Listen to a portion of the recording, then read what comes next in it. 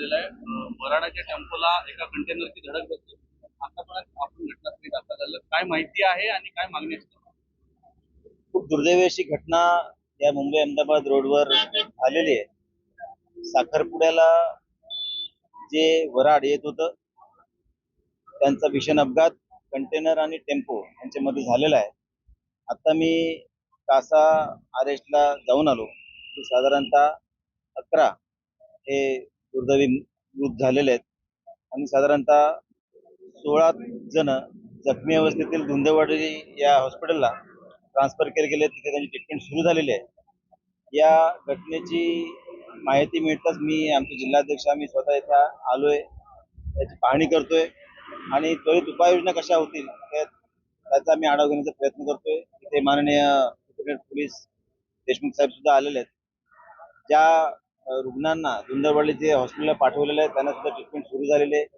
याची लागलीच सूचना हे माननीय मुख्यमंत्री साहेबांना दिली गेलेली आहे.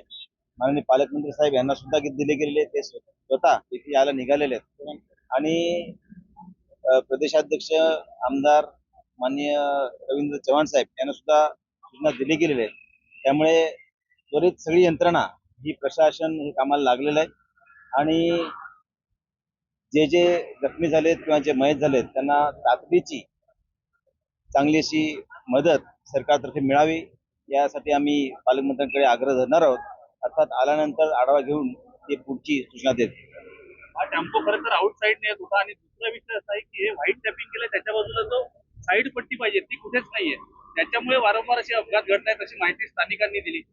जे ठेकेदार आहेत या महामार्गाचं काम करत होते त्यांना कुठेतरी पाठीशी घातलं जात याचा आरोप नाही. या निमित्ताने या सगळ्या प्रकरणाची चौकशी होईल, रोडची सुद्धा चौकशी होईल. जिथे साईड पट्टी केली गेलेली नाही, जे आवश्यक ज्या नियमानुसार हायवेच्या नियमानुसार जे व्हायला पाहिजे काम ते झालं नसेल तर त्याच्यावर कारवाई झाली पाहिजे.